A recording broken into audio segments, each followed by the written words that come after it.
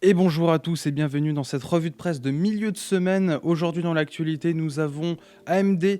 Nous parlions d'Intel hier qui dévoilait sa feuille de route pour concurrencer son grand rival AMD. Et bien aujourd'hui, AMD double son chiffre d'affaires et triple ses bénéfices en pleine pénurie de semi-conducteurs.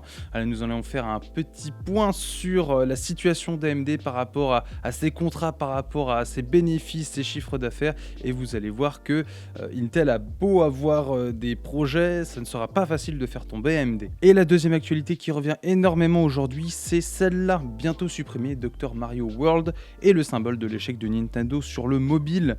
Je ne connaissais pas ce jeu, mais il faut croire que les jeux Nintendo ne peuvent pas mourir dans l'indifférence, c'est pour ça que je dois le voir beaucoup aujourd'hui passer dans les actualités, et nous allons essayer d'expliquer un peu cet échec. Nous démarrons donc avec AMD qui double son chiffre d'affaires et triple ses bénéfices en pleine pénurie de semi-conducteurs. AMD est en plus grande forme, le concurrent d'Intel et de Nvidia publie des chiffres trimestriels records, avec notamment un chiffre d'affaires en hausse de 99%. Un doublement par rapport au second trimestre 2020, qui n'est pas un accident puisque les bénéfices annuels, eux, triplent pour s'établir à 710 millions de dollars, plus 352%, sans parler de la marge d'exploitation qui passe à 22%. Je connais pas beaucoup d'entreprises quand même qui ont plus 352% d'augmentation de bénéfices. Qu'il s'agisse des PC grand public au travers des CPU Ryzen ou de sa dernière génération de GPU Radeon RX 6000, il y a aussi les serveurs et supercalculateurs où AMD a quintuplé ses parts de marché en un an. À cela s'ajoutent les consoles, en plus des succès de Xbox One Series et PlayStation 5. AMD vient d'être sélectionné par Valve pour son Steam Deck, sans parler enfin des voitures où là encore ce sont les puces Ryzen et des Radeon qui vont propulser les systèmes multimédia des futurs Tesla. Autant dire que cette année, AMD aura raflé tous les contrats les plus juteux et avoir son processeur qui tourne dans les deux consoles les plus puissantes du moment, ça c'est ce qu'on appelle de l'évolution par rapport à Intel qui était quand même maître dans ce milieu. Si tous les secteurs se sont rués sur les puces d'AMD, ce n'est pas par dépit mais bien le résultat d'années de progrès. Entre ces architectures Zen et RDNA, toutes les performances de ces puces sont à la hausse, menaçant aussi bien Intel que Nvidia sur leur propre terrain.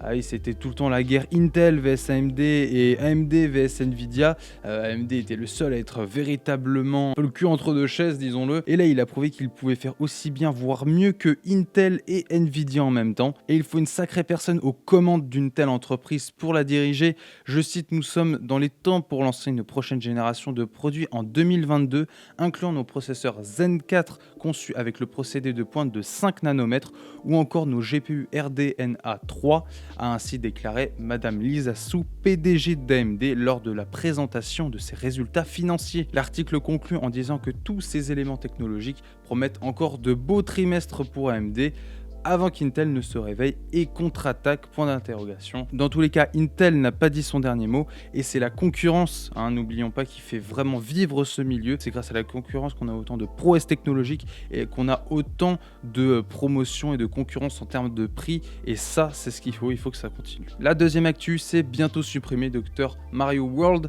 est le symbole de l'échec de Nintendo sur le mobile. On ne va bientôt plus pouvoir jouer à Dr Mario World, a annoncé Nintendo dans un communiqué publié le 28 juillet.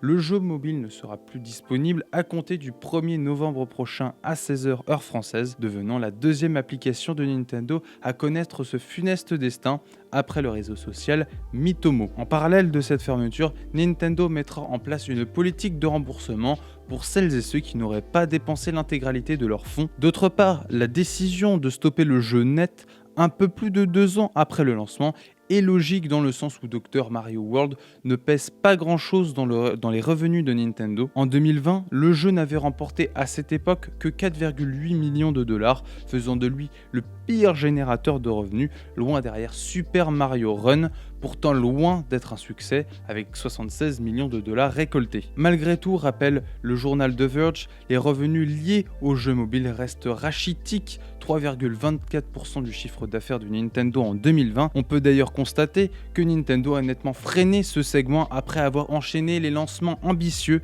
tirés de marques fortes, Super Mario Run en décembre 2016, Fire Emblem Heroes en février 2017, Animal Crossing Pocket Camp en novembre 2017, Dragalia Lost en septembre 2018, Dr Mario World en juillet 2019 et enfin Mario Kart Tour en septembre 2019. Le président de Nintendo s'est d'ailleurs exprimé sur le sujet en mai 2020 en expliquant que nous ne cherchons pas nécessairement à continuer à lancer de nombreuses nouvelles applications pour le marché mobile. Peut-être aurait-il fallu que Nintendo prenne en main la licence Pokémon pour le lancer sur mobile. Après, peut-être n'aurait-il pas eu autant de succès que les Pokémon Go. On espère malgré tout que Nintendo puisse nous sortir un jour un véritable jeu mobile qui puisse convaincre les fans. Dans cette rubrique des articles en mode speedrun, nous commençons avec Facebook qui interdit désormais aux marques de cibler les mineurs avec leur publicité.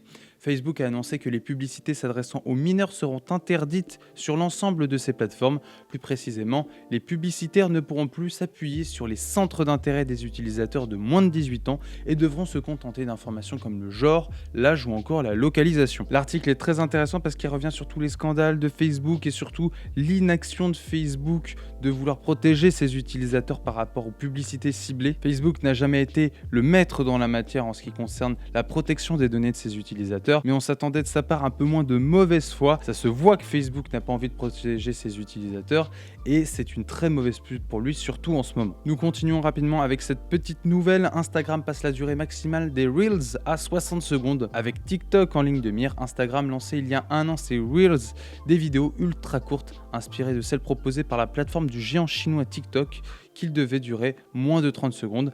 Instagram revoit sa politique. Des Reels qui vont durer jusqu'à 1 minute. Pourquoi pas une limitation à 3 minutes, sachant que TikTok, lui, apparemment, autorise maintenant des vidéos de 3 minutes.